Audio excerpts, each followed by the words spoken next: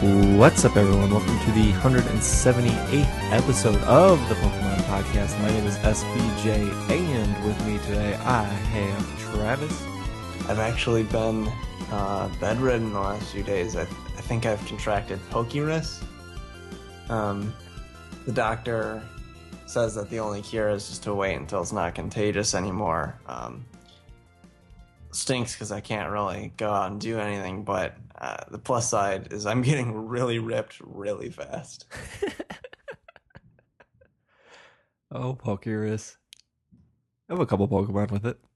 It's such a strange concept to include in the game, especially with the infrequency that it happens, but then also the ubiquity of it if you trade with people, because it's such a rare thing to just happen on its own, but then everyone has it because everybody trades and it just spreads like that. It's a cool concept. I don't know. It is, isn't it? If a Pokemon's in your in your box, it doesn't go away. Right. So what happens is we're getting deep into the mechanics right away on this show. If you have a Pokemon with Pokerus in your party at midnight, like once it hits midnight, or maybe it's 12:01 or something, like when it carries over to the next day, then the Pokerus stops being contagious. And so what that means is it won't spread to the other Pokemon in your party. Instead, it will retain the benefit of Pokerus, namely doubling EVs of that Pokemon that it receives. Not doubling the maximum, but doubling the amount it gets every battle. But if you leave it in the box, then nothing happens at midnight. So what you do is, as long as you have one Pokemon with Pokerus and you don't leave it in your party, and you don't leave the game on after midnight. After midnight, then you'll be fine. And I guess the more basic explanation for listeners who might not be familiar, Pokerus is a thing that happens very rarely in the game, where randomly your Pokemon could contract Pokerus, and then you go to the Poke Center, and then they say, "Oh, it looks like one of your Pokemon has contracted a disease. Don't worry, it's not bad. It's good, actually," and something like that. And if it's in your party with other Pokemon, it'll start infecting the Pokemon next to it, so that they also get double effort values when they defeat an opponent, which essentially just means that they will get stronger faster, in layman's terms. Pokerus. It's cool. It happens very rarely, but you can trade it with your friends, so it's actually sort of easy to get your hands on it if you have a friend with it. There it is. We broke the rules of talking about Pokemon too early on our own Pokemon show. Why set a rule if you're not going to break it? That's right. So it's just Travis and I. Will went to the Pokemon Symphonic Evolutions at the Wolf Trap Theater last night. And so when he's on the next episode, which will probably be next week, he'll talk all about that. And we have some more tour dates in case you haven't gone to Pokemon Symphonic Evolutions in the news part. Supposed to have a Kickstarter guest, but they had to cancel last minute, so no big deal. Just Travis and I, old school. Yeah, it's still weird of me to think that there can be an old school vibe to this show that I was on. Yeah, I still feel like I'm new to this show in some sense. I don't know, even though I've been with it for the vast majority of its existence, just because I was a super fan for 30 it's funny how episodes you just kind of messaged me and was like, "Can I be on the show?" And that was so early on. Yeah. And I was like, "Yeah, we're not popular enough to like have restrictions of who should be on." But it worked out. Into this show, and then I got on it. I couldn't care less about it anymore. Speaking about, my neighbors are just dropping heavy things above me, so I apologize for that sound that you're probably going to keep hearing. No, I don't hear anything. At least your levels aren't freaking out. Speaking of old school, Pokemon Podcast, It's Super Effective, has been around for almost 5 years. It's unbelievable. 5-year anniversary. We're celebrating a little early. I think the podcast first debuted on July 28th, and then the website appeared on like August 2nd, or vice versa. I could be mixing the two up. But I will be at Gen Con at the end of this July. So won't be able to record during that. So this coming weekend, we're recording this on July 19th. You'll probably be listening to it on July 20th. But on July 25th, which is a Saturday, I think it's a Saturday. Am I getting my dates right? Let me see. July 25th is Yeah. indeed a Saturday. Okay, cool. So July 25th, we're going to be doing a live stream on Twitch. We won't be using the Pokemon Podcast Twitch channel. It exists and nothing has been done with it yet. Hopefully that's going to change after I get back from Gen Con. But we're going to be partnering with Micah the Brave. He's been on episodes earlier, Micah. He streams Twitch like 5 nights a week, and he actually lives in Milwaukee, and he has a complete setup and a green screen, and he pretty much has everything good to go. So it was very convenient for me to be like, hey, let's do something together. On top of that, it kind of piggybacks off that he will be drawing all 720 Pokemon on July 25th on his live stream. We're going to limit it to like a minute to 2 minutes per Pokemon so we can get through them all in a day. We've averaged it's going to be about to 12 to 14 hours long. And so we would like everyone who listens to the show to be there and share that with other people and kind of make it a big event. I will be there with Micah. Micah will be drawing, of course, the entire day, and I will be chatting with the fans both via chat and via the stream. And we will be giving away some Pokemon amiibos and some shirts and some stickers and some keychains. We have a bunch of giveaways as well as some other stuff planned. So if your Saturday is not busy, or if you have at least an hour or two on your Saturday, or maybe even your whole Saturday free, you can watch Pokemon being drawn. At what point through the Pokedex do you think that the quality of the drawings are just gonna die? Like, how many do you think he's gonna get through with, shading and like immaculate lighting?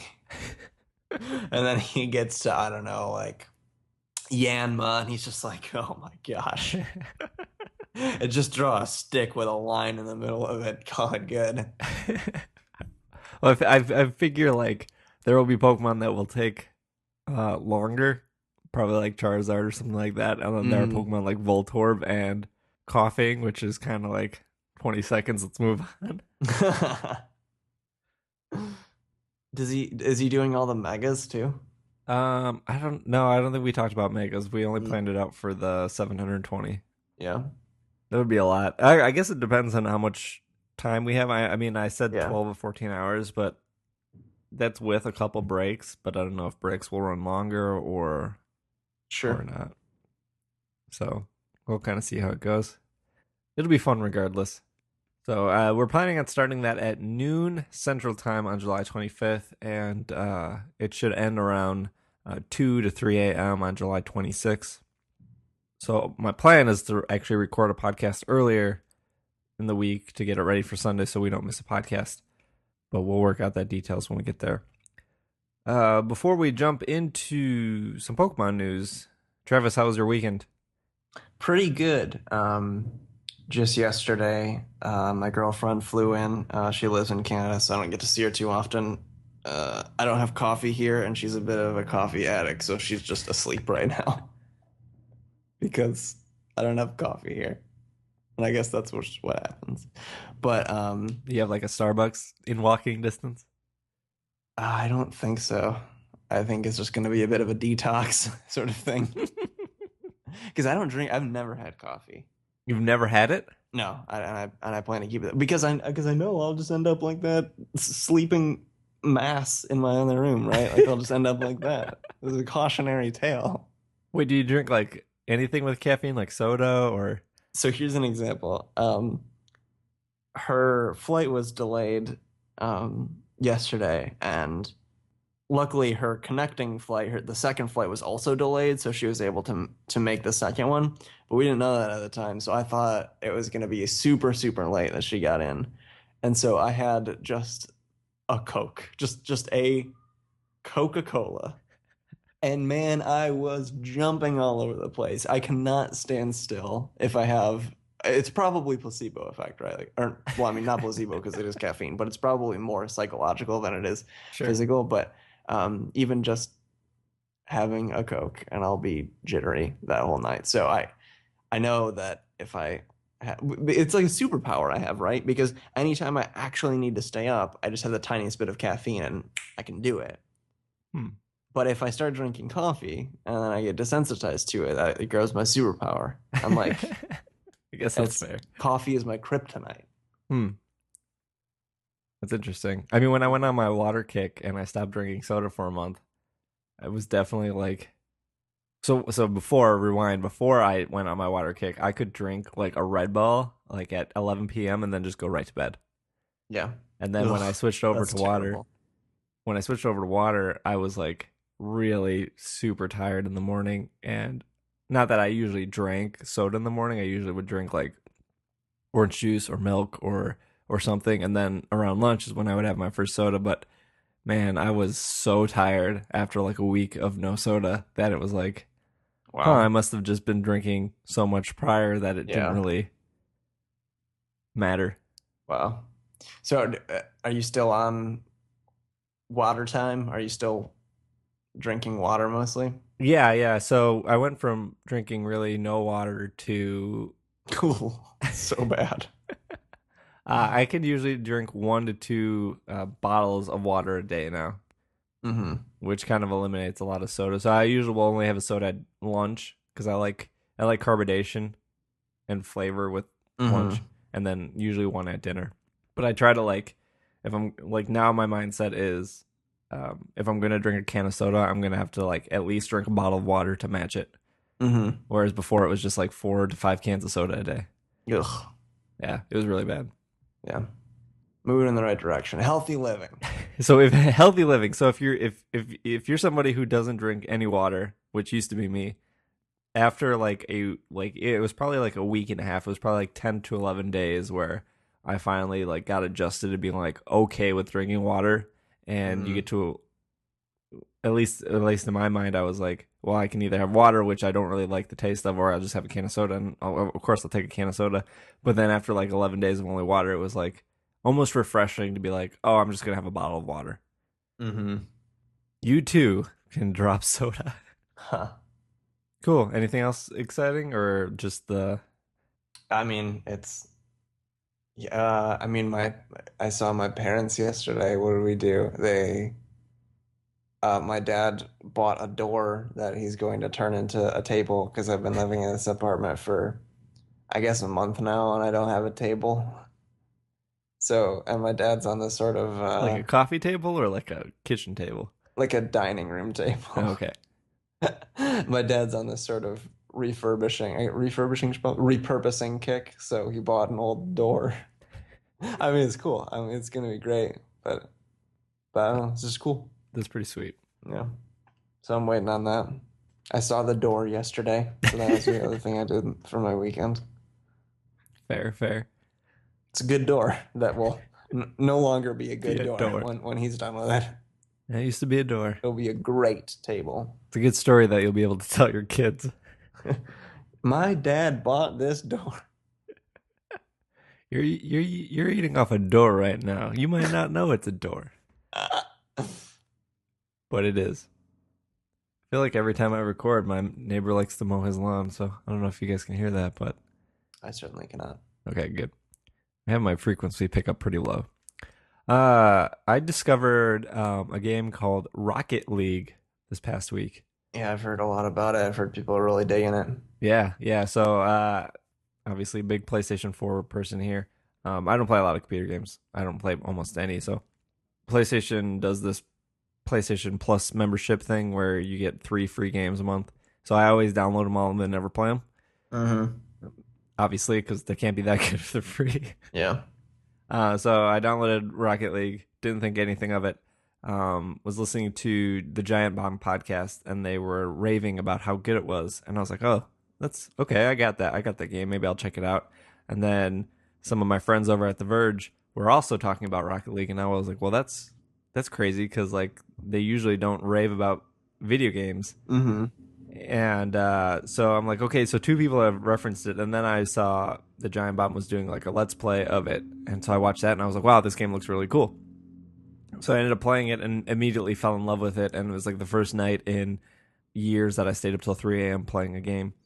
It's really good for those that don't know what it is. It is car soccer. It, Yeah, that's the best way to describe it. you're like a little RC car, and your car can jump and it can boost. And if you jump and boost at the same time, you can kind of fly a little bit because of your momentum. And you're in this big arena, and it's usually 3 versus 3, and there's like a giant ball that's kind of bigger than your car, and you're really just hitting it into your opponent's goal. And it's crazy fun, and I think what makes it really fun is how well it controls. It controls very well, and it feels really good. And like it's definitely a game that's super easy to pick up and play, but like I'm like trying to get better at it, and I'm struggling with that, so that's a little frustrating. But what's really cool is you can cross play with it. So if you have it on PC, you can play it with people on PS4 or vice versa. There's an update coming to make sure that like so right now it's just kind of random if you play with a PC person, but they're going to do an update where like you can make a lobby and then the PC people can join PS4 lobbies or vice versa. So it's even easier to play. But it's $20 on Steam, and it's free on PlayStation 4 right now. So that's my recommendation is go get Rocket League because it's really fun. It's really cool. Car soccer. That's what it is. that is what it is. Let's dive into some Pokemon news now that we got table doors and car soccer out of the way. First bit of news, I mentioned earlier that Will went to the Wolf Trap Theater for the Pokemon Symphonic Evolutions concert. If you haven't gone, July 22nd, they will be in Vancouver, Canada. And July 25th and 26th, they will be in Houston, Texas. I believe the 25th show is a nighttime show, and the 26th is like an afternoon show, because that's on a Sunday. And then they're going to take a break for about 2 to 3 weeks, and then they will be back in Holmdel, New Jersey. I think I said that right. That's going to be August 20th, and then August 22nd in Boston. And then finally, August 28th in Toronto, Canada, and August 30th in Montreal, Canada. They're really jumping around. I mean, not the last few, but just going from Vancouver all the way down to Houston or whatever. Yeah. Seems like there's probably a different trajectory that would make it so you don't have to. I guess in the age of airplanes, it doesn't really make too much of a difference. Yeah, I wonder if like that was like a reschedule or that was the only date they could get at said theater. So if you are in the area and you haven't gone, I would strongly recommend it. And we'll get Will's impressions of, I believe it was his second time going, next time he's on. And you've gone once, right? I went twice. Oh, okay. I went back to back with the Milwaukee show and then the Chicago show. Oh, right. Not really that exciting news, but Pokemon Company International launched a survey using SurveyMonkey asking about people's experiences with Pokemon. It is a 22-question survey that they posted through their social media. It was mostly asking about merchandise type questions. There was a question that asked what people's favorite legendary Pokemon was, but that like question didn't include Deoxys, which was kind of weird. And then it was like asking like who you would want to see in a shirt, and then they had a bunch of Pokemon, and then I think they had like who did you want to see as a plush. So if you want to take that survey and you want to provide your feedback, you can either do that on look at their Twitter or their Facebook, or there's an article on Bulbapedia, the Bulba News section that has a link to the survey as well. Or just call Satoshi Tajiri's home number and just say what you think. Just let them know what's up. Mm-hmm. At there's apparently a new Pokemon at the end of the new movie that appeared in Japan. Yeah, I heard about this. Yeah, we kind of touched on it last week because there was a scan in Korokora, but right, somebody did a very bad sketch that you can kind of see again on Bulbapedia. I'll just read the article here. During the teaser for the next movie that aired at the end of this year's current movie, a new Pokemon appeared. Due to only being shown in theaters, no images of the Pokemon are available online, but some fans have produced sketches. See sketch below. The apparent new Pokemon is described as small and light green and is not resembling any current known Pokemon. In the teaser, the Pokemon XY movie logo is shown. The creature emerges from the O in Pokemon and then poses before the logo. The screen then changes to an image of the large unknown creature shown in Korokora. Both Victini and Trevenant were also originally shown in said teasers prior in the past. Is it this sort of little circular thing with a little snout and a little tail? Am Yeah, I it kind of looking at looks the right like things? a very simplified Shuppet. Yeah. It's cute. Yeah, so I'm pretty sure they're saying that the sketch is not the same as the giant creature that was in the scan. Mm-hmm. But people were saying that the scan that was in Korokora was like a different form of Zygarde. Oh, okay. So nothing surprising there. I would imagine that. Well, we still haven't gotten that volcano Pokemon yet either. Volcanion, yeah. I would assume if there's a new Pokemon game coming next year, that obviously this would be like the Victini of this game. What if they just never have they seriously still not released Volcanion? I don't think so. I I think think you're right. Hoopa Yeah. was the last one, and isn't Hoopa's Pokedex number 720? I think so, yeah. And then I would assume Volcania would probably be 721. Mm-hmm. What if they just never released Volcanion and they're just like, look, if you want to dig into the data and find out what other Pokemon are there, you're not getting them. They just Yeah. punish us for looking into the game. Yeah, it's Instead, kind you're of getting this frustrating that those. little green fart that everyone's sketching. It's frustrating that those like surprises are ruined. Yep. I feel like there's a better way to release Pokemon, especially with today's technology. Yeah. Pokken Tournament has been released in Japan. There are a couple videos of some gameplay. I watched one of them. It actually, so I was kind of expecting like a 2D fighter, like Mortal Kombat, Yeah. but it's not. It's more of Oh, like okay. a 3D, like Dead or Alive. And I would assume Oh, okay. Tekken is also the kind of the same, where it kind of moves. I'm like Mm-hmm. moving my hands like left and right, but obviously you guys can't see that. There's a fight of Charizard and Pikachu fighting each other. The one I'm There's like, watching is Gardevoir and Pikachu. Looks pretty cool. yeah, there's like a little Smash Brothers like shield that they put up. Mm-hmm.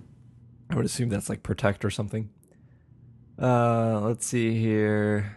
So, currently there are 9 characters you can play as. We'll go over them one more time for you guys. Lucario, Machamp, Suicune, Gardevoir, Pikachu, Gengar, Weavile, Charizard, and Blaziken has been announced that will be added to the roster in August.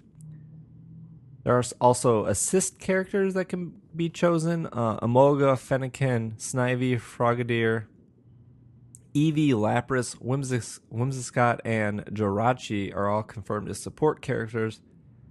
Do you know how that works in fighting games, Steve? Are you familiar? I'm not familiar with how it works with Pokken. I did see in the Charizard video that Charizard had an option to pick between Lapras or Snivy as an assist before the match started, and then the person picked Snivy, but I didn't watch enough of the video to see Snivy do anything. It sort of just adds like another move to your arsenal, I suppose, depending on which support Pokemon you choose, and they're generally like, I mean, basing it off like other fighting games, generally those types of like support characters end up being like pretty powerful moves. I think the game I'm thinking of that has it is those Marvel vs. Capcom. I think in addition to picking your little roster of characters, you also pick little support ones to sort of augment your abilities. And so, like maybe for instance, Charizard has no real good like long range move or whatever. So then you would pick a support character that has it. So every once in a while you could do that. I don't know much about fighting games because I'm terrible at them, but in games that have like support characters like that, that's how I understand they work.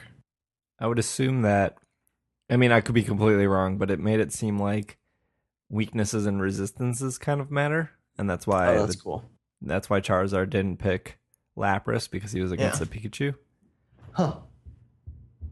I mean, maybe they slightly matter or not.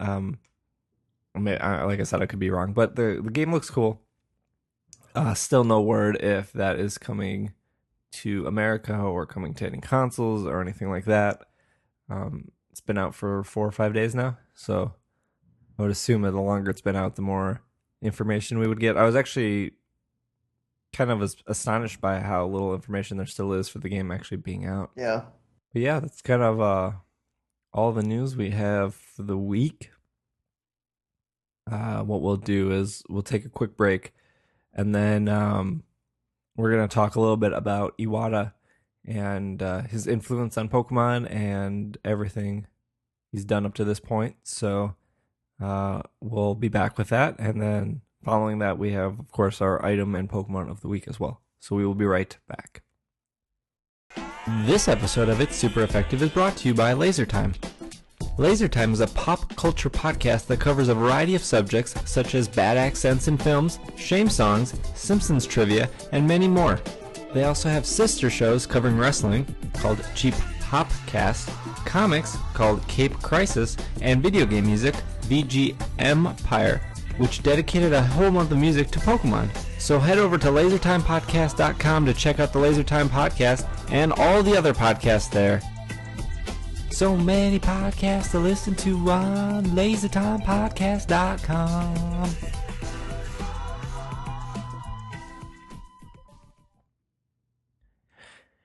And we are back from a break. We are going to touch on Iwata. Of course, the sad news of him passing at the age of 55. I believe it was 55. Sounds right. Sounds right. So for those maybe of you that don't know, Iwata was the president and CEO of Nintendo Japan. He did a lot of stuff prior to that, especially having a pretty big influence on the Pokemon series. So that's what we're kind of going to touch on today. For those of you that didn't know, Iwata actually served on the board of Creatures Inc., which was one of the companies affiliated with the development of both the Pokemon games and the merchandise. Kind of like when you see the game starts up, you usually see Game Freak, Pokemon Company, and then Creatures. So we'll start with the original titles. He helped with the localization of Pokemon Red and Blue for overseas. And so he was the one that figured out how it could be localized to appeal to the United States audience. And so that was obviously probably a pretty big deal. Right. Because if you think about it, like at that point in time, Pokemon would probably have been a bit of a hard sell, not to kids, because I mean obviously kids ate it up, but just like convincing like a localization team, like, you know, this will be something that will be very popular, and like convincing like Nintendo reps over here that, you know, this is something we should try when there's been nothing like that in the US market prior to that. Like that's a pretty big task. Yeah. On top of that, led obviously into advertisement and promoting and merchandise. Mm-hmm. And so it all kind of, obviously most of us were there when that happened, and the snowball effect of Pokemon becoming bigger than most things during 98 and 99. I remember I had like a Pikachu yo-yo at one point because any simple toy item you wanted, there was a Pokemon version of it. Did you have that weird so there was the Pokemon board game that everybody, Master Quest. Master Quest, which I did not have. I never played Master Quest. I had a different, I wouldn't even call it a board game. It had those, it was like a scratch off game. So think of like scratch cards for like lottery or whatever, scratch cards, that same sort of thing. And you would like scratch off and like see how much, I think you had to like see how much damage a move did or something. And you could like keep track of it was weird. And I've never met anyone who else has ever played it, but there was a lot of merchandise at that period because Pokemon is still big, but it was much more, much closer to the surface of the zeitgeist, I guess you'd say. Yeah. So they made Pokemon everything, and even whatever that was that I played, and is somewhere buried away in my parents' storage room. Yeah, I didn't. I've never heard of that. I had like a Pokemon. It was like an adventure card game where it was like Hmm. trying to tell the story, but it was also like two players where like it was pretty Oh, much like the anime, but in card story weird. form. And I've never seen anyone else have it or know what I'm talking about. Weird. But I remember it clear as day. Yeah, they made a lot of weird stuff. Yeah. Iwata's first major contribution, programming wise, was programming Pokemon Stadium for the Nintendo 64. Obviously, he did the localization for Red and Blue, but that was kind of after the fact that it was already programmed and everything. So so in order to make the Pokemon Stadium work, it needed obviously the same battle stuff and formulas that were found in Red, Green, and Blue. So he was able to get all the battle stuff and calculations to work in 1 week. And he didn't do it with any documents. He actually looked at all the code that was available on the Game Boy and in those games, and he recoded it and converted it over into the Nintendo 64 code. Wow. At what point? Do we know what his position was at this point? Because I know when he was working on stuff like Super Smash Brothers Melee, that he was already the wasn't he like already the president at the point where he sort of saved that game's life? Yeah, I think so. Yeah, I think he was the president, and then during just the very first Smash Brothers, he was just Hmm. the president of HAL, Oh, right, right. and then during Melee, he was the president of Nintendo. Okay. No, he was right under the president Oh, okay. because that was still GameCube time. Let's see here. So, sorry, I'm trying to skim an article to give you guys the facts. One of the most amazing things that Iwata did was when Pokemon Gold and Silver came out. This is probably the one that most articles touched on. You've probably heard before. The original development of Gold and Silver included to only have the Johto region. And Iwata's ideal was to have more content in that game. He wanted to compress Kanto to be able to fit, but uh, the original Red and Blue and Green, the the game world and everything in the game took up the entire cartridge, so there was no room after that. So Iwata was able to not only compress Kanto to be able to fit into the same cartridge as Johto, he helped The obviously cartridge. compress Johto so both games would be able to fit on one. And from what I understand, he made the compression thing. Like that wasn't that method of compression wasn't Mm, in existence before he did it, something like that, or maybe hadn't been used on the Game Boy or right, something yeah. like that. Just Yeah, so if it wasn't for mind-boggling. him, Gold and Silver would just have Johto. Which is really awesome because that's one of the most memorable things about Gold and Silver is that and what makes that experience really fun. One of the things that makes it really fun is that the game is paced so well where you finish Johto and you feel like you've really accomplished something, and then when you go to Kanto, you sort of feel like I'm already a champion, and I'm just sort of bringing my expertise to this new land. Like the that sort of feeling isn't really in any of the other games, but I like that sort of extended. Because the other in all the other games, as you're getting your 8 badges, the sort of feel is that you're like proving yourself. Mm-hmm. But with gold and silver, you've already done that because you've already beaten the champion. You've already become the champion. So, in going to Kanto, it's sort of a different feel where it's like you almost feel like you're spreading your fame as opposed to like proving yourself originally, which is a different Yeah. feel. Yeah, so so after Gold and Silver, he was obviously in charge of Nintendo at that point. So it wasn't working directly on Pokemon titles. But as Travis mentioned, he helped code for both Smash Brothers, the first two. Obviously, he was the president and CEO during the time of the Wii and Nintendo DS release, and then following the 3DS and the Wii U. And he was the first president of Nintendo that wasn't a member of, I forget the family name, but there's a family that all the previous presidents were a part of, and he's the Yes. first president that wasn't a member of that family, which is just another interesting tidbit. Obviously, he was the Kirby guy. He also did a lot of work on Earthbound. I believe he was the one that kind of recoded all of Earthbound to make it work. Well, so for clarification on Kirby, so that game was so Kirby was created by gosh, I'm drawing a blank, but the Smash Bros creator yeah, Masahiro Sakurai created Kirby as well, from what I understand, but Iwata was very integral to the development of the first Kirby game. But I think Sakurai made the character. The Nintendo family was Yamauchi. Mm-hmm. That was the family that ran Nintendo until Iwata, being the first non-family member, took over. Big influences on not only Nintendo but the entire gaming community, and for us and our listeners, the Pokemon community. So yeah.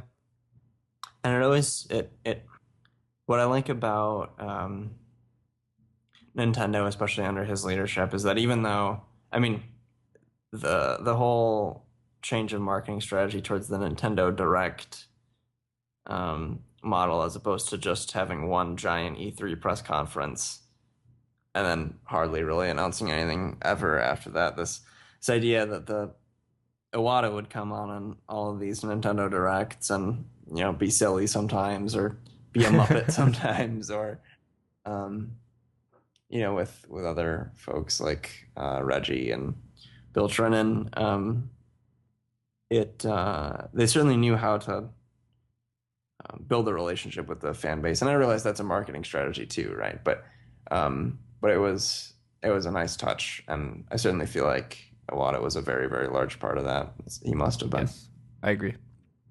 I agree.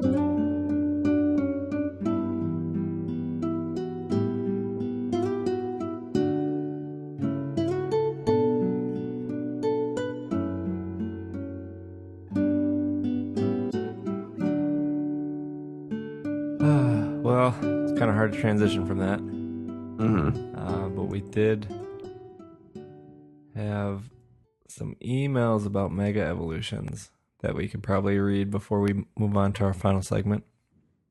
Yeah, sure. Let's see here. We have a couple. So before we read these emails, if you have any fond memories of Nintendo and Iwata and Pokemon or anything like that, we can read those for next week. So you can send those requests into SBJ at PKMNcast.com, or just go over to PokemonPodcast.com and hit the little contact button. You can fill out a form, and we can read those out, because obviously that was a big part of everyone in the show and everything.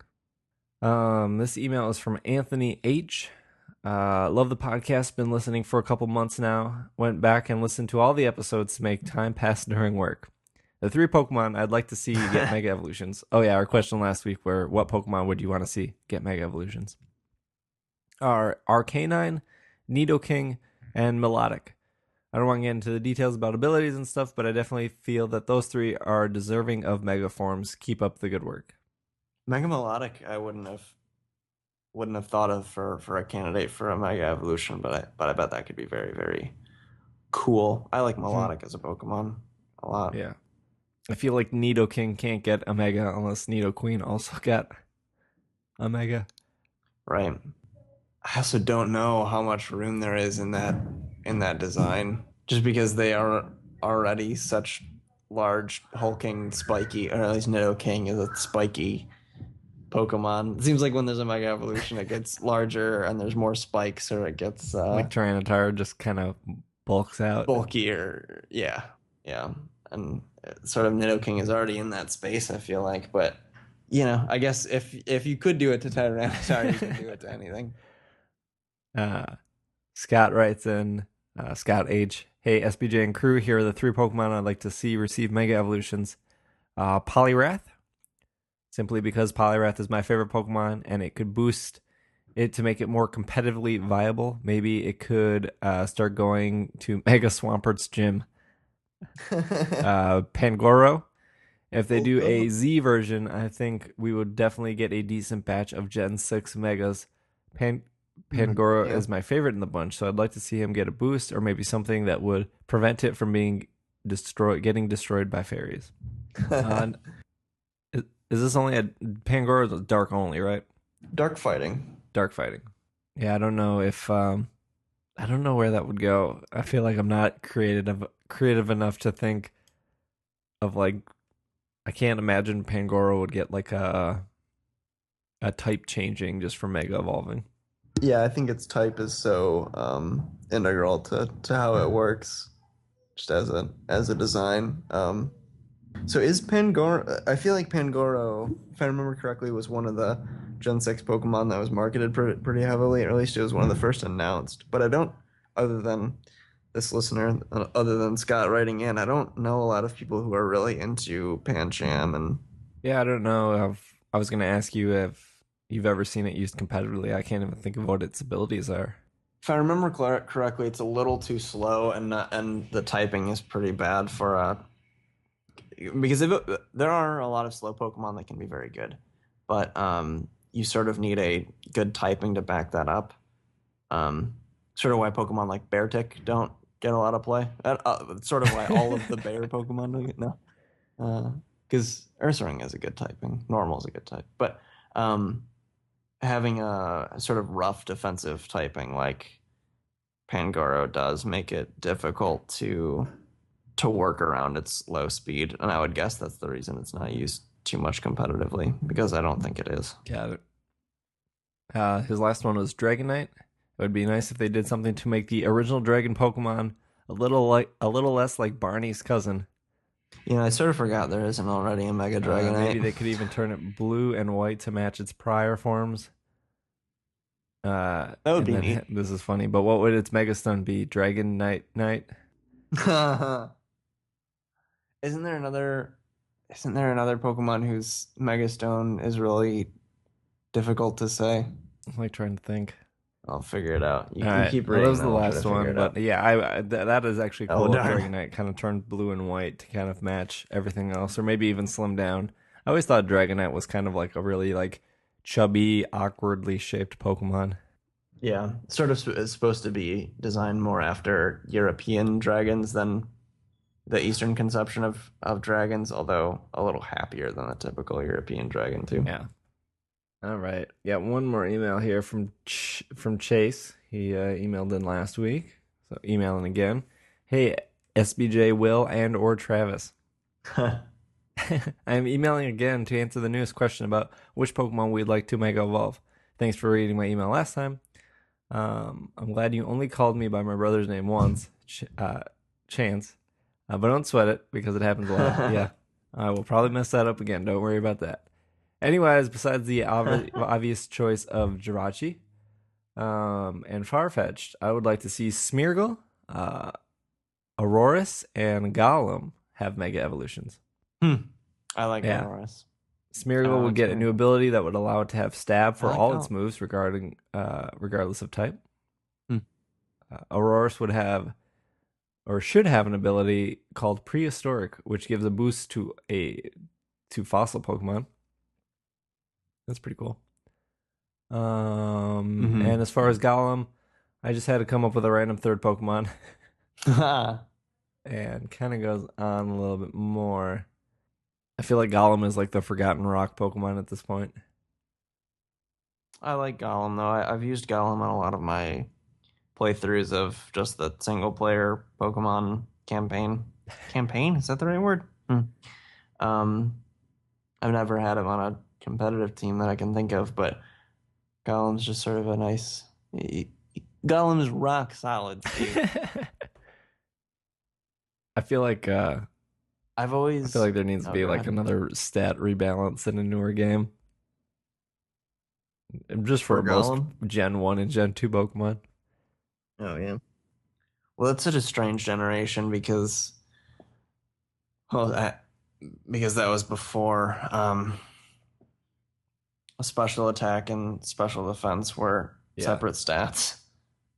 And so all of those Pokemon were designed with one fewer stat in mind. So you get things like, oh, what's the example? I don't know, but there's Pokemon. Oh, so Alakazam is a really good example of a Pokemon that now we consider to be a bit of a glass cannon, right? Because it has very high special attack, but not a lot of defenses. But at that time, when special was just its own stat, it actually could take in a lot of Right. special hits.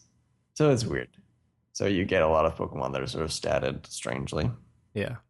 What was I can't even remember what our Pokemon of the week last week was, but it was like from Gen 1 to like Gen 4, they like changed the stats by 10 points and it was like, Yeah, "Oh yeah." it And was I was like, "Well, Beedrill. that's nice, but like that still doesn't help this Pokemon's cause."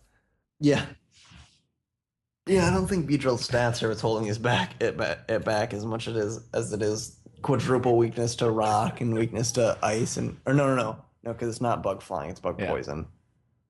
But yeah, still not a great typing and not a Yeah. great move pool either.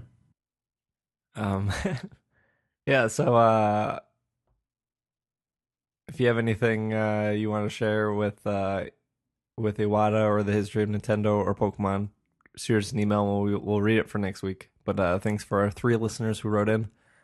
Um, and the week before we had like a dozen people write in, so thanks for that as well. Moving on to our item of the week, we won't spend too much time on it, but this week's item is the trainer size Meowstic male Poke Plush. I don't think we did this one. I don't think so either. $42.99. Trainer size meaning it's supposed to be somewhat realistic in size here. With a triple cool tail and dark striped fur, Meowstic is among the most fashionable of Pokemon. As its evolved form of Espert, it is a fan favorite. It is 17.5 inches tall. Features are very very much lacking. What does it say on New features? Pokemon from the X and Y generation and large plush size. They are so hit or miss with these I features. know. Like, where is the person who wrote the Mega Slowbro? Yeah, Mega Slowbro description when you need them. Like, that was great. I feel like a problem with this plush right off the bat is I can't imagine it standing up on its own. Oh, there's a lot of problems with this blush, namely the fact that when you take a Pokemon that has such striking eye colors and you try to translate that into a plush, you're just going to make a nightmare. Because it is accurate to what the game has as an eye color for male Meowstic. It is that strange blue where the whites of the eye are, and then green is the iris. But yeah, that's terrifying in real life. That should never happen. Yeah. Well, it has raving reviews. It has 4 5-star reviews. How about I take one and then you take one? They're only giving it 5 stars because they're threatened that if they rate anything different, the thing's gonna come to life and exact its revenge. Go ahead, read your little review. Reviewer Yellow Lizard from Seattle, Washington, titled "Why Did I Wait So Long to Buy This?" I've been eyeing this little guy up for months. Finally, a co-worker convinced me just to buy him. After he arrived, I realized that I should never have waited. He's adorable. He's very soft and made from extra plushy plush fabric. And he's not even little. He tucks nicely under my arm and I carry him around at work with me. People think I'm strange, but I don't even care because he makes me happy. I would highly recommend him. He even makes a good pillow and is an excellent cuddle friend during boring meetings. If I take him home, I will have to share him with my children, so he will stay at work where I can pretend to be a kid myself. If you are a Meowstic fan, this is a must-have for your collection, regardless of your age. I mean, Where is he working? What is happening? I just the last bit is confusing to me too. Like we know that everyone who's buying this, save for Togepi Lover, is like old and shouldn't like. You don't have to bring attention to the fact that we are grown humans buying plushies. We already know that that's what's going on. Don't have to draw attention to that fact. Pokemon Center probably knows that the majority of people checking the website over and over are probably over the age of 20. Yeah. Except for Togepi Lover. I doubt that and for new listeners, we have a very, very favorite reviewer of items on PokemonCenter.com whose prose we absolutely adore, who seems to be a child who's reviewing all of these plushies. Not this one, unfortunately, but a lot of plushies, and we really love to see when Togepi Lover has something to say. That's all you for the next review here. Oh boy, it doesn't take a full sentence for this person to get into the ableist language, so look out for that. So 5 out of 5 Pokeballs, titled Supersized Psychic Kitty Meowstic Rules. Reviewer Team Flare Flareon, the Furious Flaming Feline, who I think they have heard reviewed a review before, yes. From Team Flare HQ. Being a major cat lover and feline being a major cat lover and feline enthusiast, I'm absolutely crazy for Meowstic. Its male form is my favorite. I imported both the male and female when these plushies were released in Japan. The giant male Meowstic plush looks very sophisticated, classy, intelligent, with his fancy, fluffy white neck ruff that resembles a scarf, lovely, voluminous blue and white tails, and adorably stoical — stoic is already an adjective — adorably stoical facial expressions. The quality of this plush is astounding. He is very well constructed, 100% accurate to the design of the actual Pokemon. And by that, they don't mean the Pokemon in the video game. They mean the actual Pokemon who runs around in real life that you just happen to have never seen because it controls your mind with its terrifying eyes. Stuffed to perfection and huge. That's in all caps. He is a super, also in all caps, soft and squishy like a pillow, and absolutely perfect — I gotta really milk that joke — for cuddling. He has a cute, plump tummy and a graceful shape. The high-quality fabric is minky? I guess. What does minky mean? I guess referring to the animal mink, like they're comparing the fabric to the fur of a mink. Yeah. And sublimely soft to the touch. His facial features are embroidered expertly. I highly recommend this very special, large, and cuddly Meowstic plushie to serious Meowstic fans and cat lovers of all ages. Why do people keep reminding me that I'm too old to have these things? Why do all of these reviewers feel it's necessary to remind me that I'm too old to buy this and just have to bring it up? If Pokemon Center needs a new bullet point guy, I feel like Team Flare has a lot to say. Yeah, they have interesting pros. I would read more. I would read bullets from Team Flare Flareon, the Furious Flaming Feline from Team Flare HQ. A lot to say here. I need to place an order on PokemonCenter.com, but I'm always indecisive of what I want. I'm always flabbergasted by how few reviews there are on this website. Yeah. The fact that there's 4. I'm actually surprised on how well they get a lot of new merchandise. Yeah. I feel like once a week they add something new. Mm-hmm. Cool. Let's move on to our Pokemon of the week. I could not figure out or pinpoint Iwata's favorite Pokemon, but from looking at a bunch of forums, a lot of people said it was between Pikachu or Jigglypuff, and that had to do with Smash Brothers. So I don't know if that was a bunch of hearsay or if that's just blatantly wrong. But Iwata did work on Smash Brothers, and Jigglypuff was one of the two Pokemon. There was just Jigglypuff and Pikachu on the first Smash Brothers, right? Yeah. You might be right. Yeah. Yeah, because there was no Mewtwo. Or not. Mewtwo is Melee. Yeah. So thought that Jigglypuff would be an adequate choice for this week. I'll read a little bit about Jigglypuff, and Travis has a move set for actually Wigglytuff to give you guys something a little bit competitive to take home with you guys today. Haha, competitive. Get it? Because that's the ability that Wigglytuff has. I'll be here until the end of the show. Jigglypuff is a round pink ball with pointed ears and large blue eyes. It has a rubbery balloon-like skin and small stubby arms and somewhat long feet. On the top of its head, it has a curled tuft of fur. As seen in Pokemon Stadium, it's filled with air, and as it's defeated, Jigglypuff will deflate until it's flat. Drawing extra air into its body, it's able to float, as demonstrated in Super Smash Bros. Jigglypuff uses eyes to memorize opponents. There's a giant lawnmower behind me. Once it achieves this, it will inhale its lungs and begin to sing a soothing lullaby. If the opponent resists falling asleep, Jigglypuff will endanger its own life by continuing to sing until its lungs run out of air. It is able to adjust its wavelength of its voice to match the brain waves of someone in deep sleep.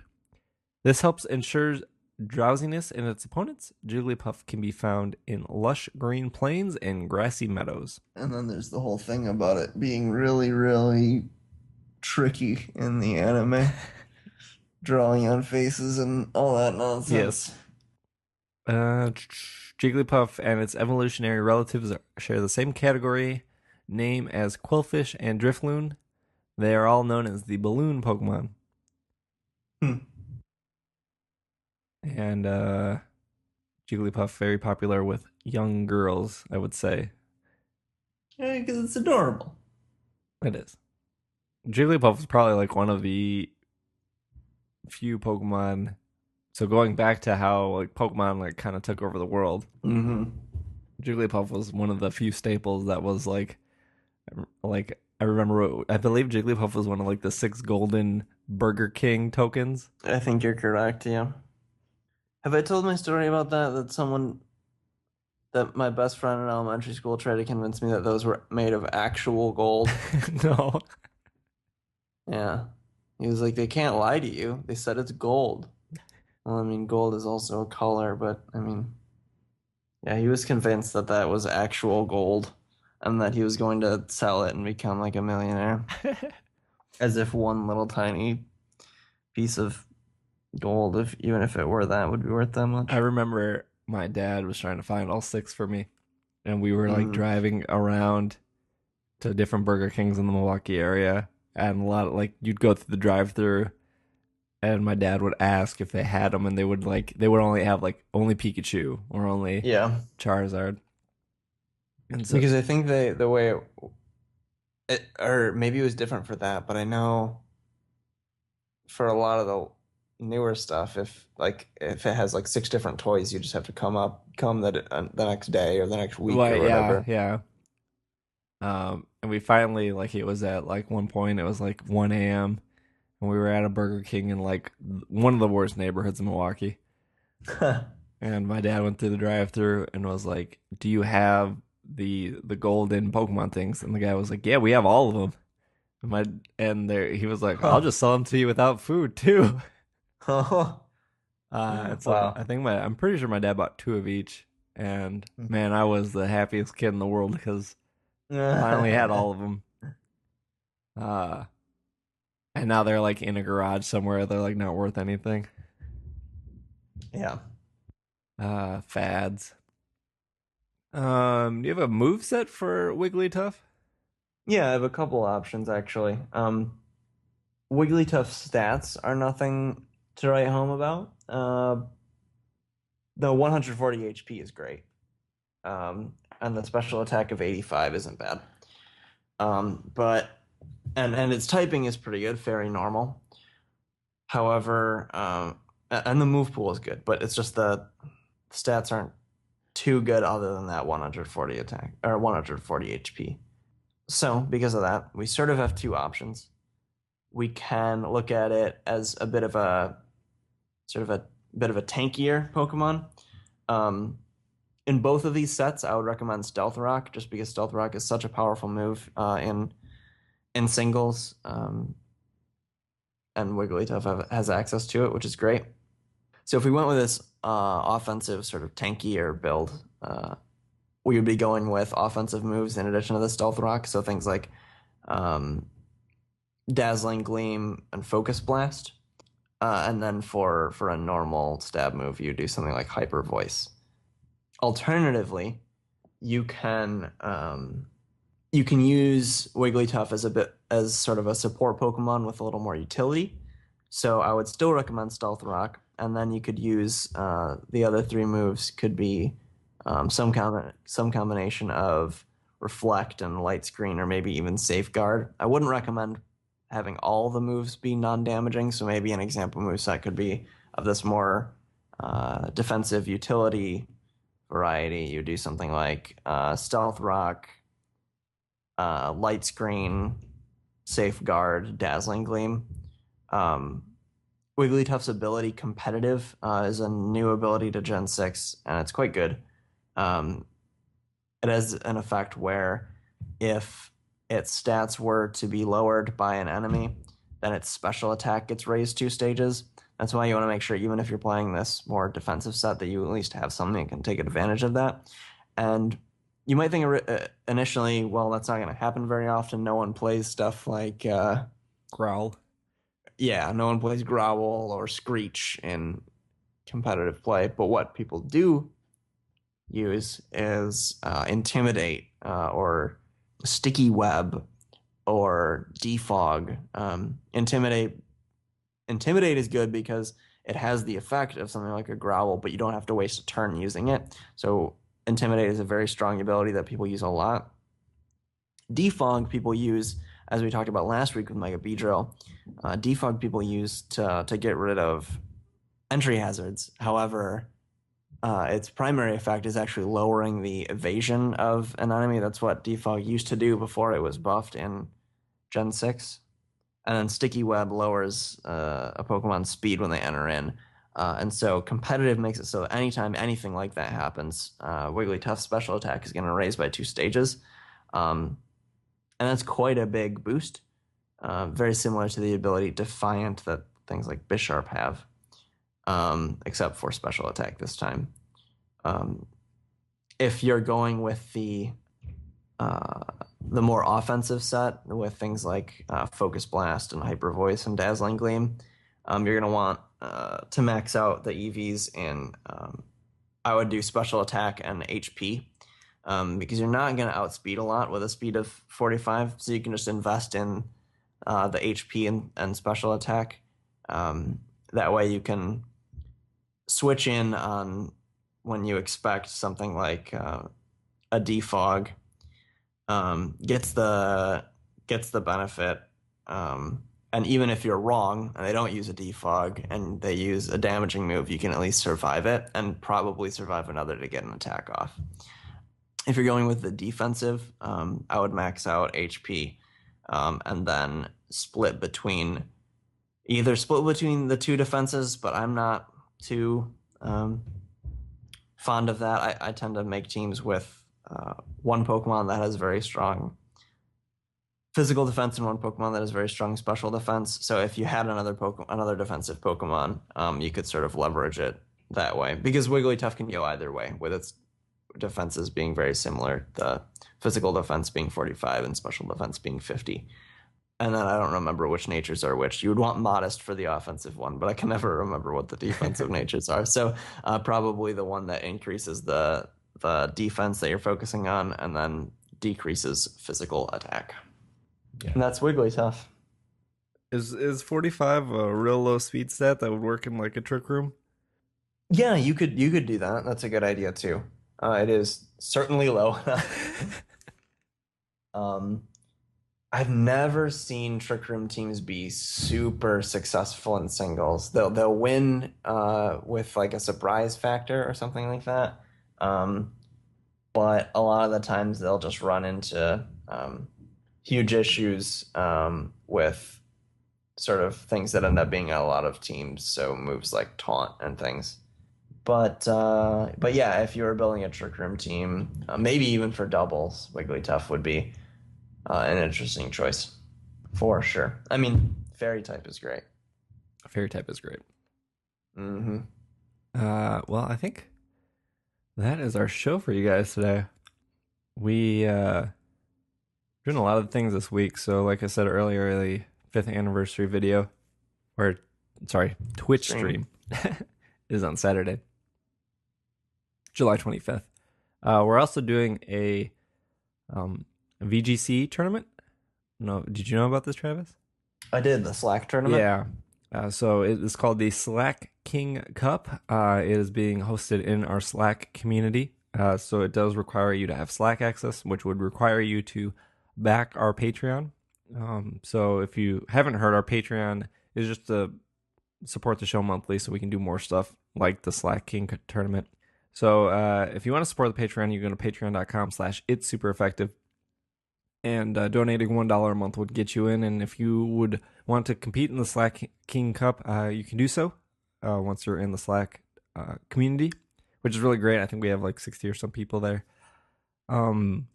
The end registration will be that Saturday, so we will be promoting it throughout the Twitch live stream, but that will be the last day to sign up. So if you haven't signed up yet, please do. There will be prizes for the winner, and if you lose like the first round, you will be moved into a different bracket, the quote-unquote loser bracket, but you get a chance to still compete and play. So big thanks to Jeff Thede, who not only did all the art, but he's actually kind of running the whole thing. So like I said, there will be prizes and everything. And yeah, so patreon.com/it's super effective, and you can support the show and participate. I believe it is normal competitive VGC rules, so double battles, same Pokemon that you would use if you were to go to Nationals or World. Yeah. Travis, where can they find you? Keeping it simple today. Twitter.com/the_TravisW. Awesome. You can follow me on Twitter is @DraggingALake. If you are playing Rocket League and want to play with me, that would be great. I'm also still playing Destiny.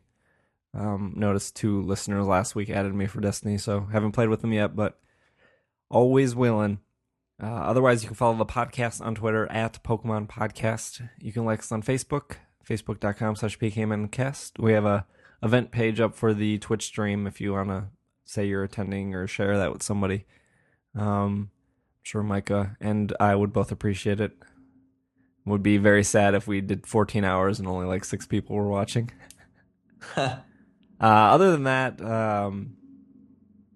please review us on iTunes if you haven't. We are at like 455 reviews, 45 more reviews before the end of the year to get us to 500. Yeah, I think that's it for our show today. This has been another episode of the Pokemon Podcast, and we are super effective.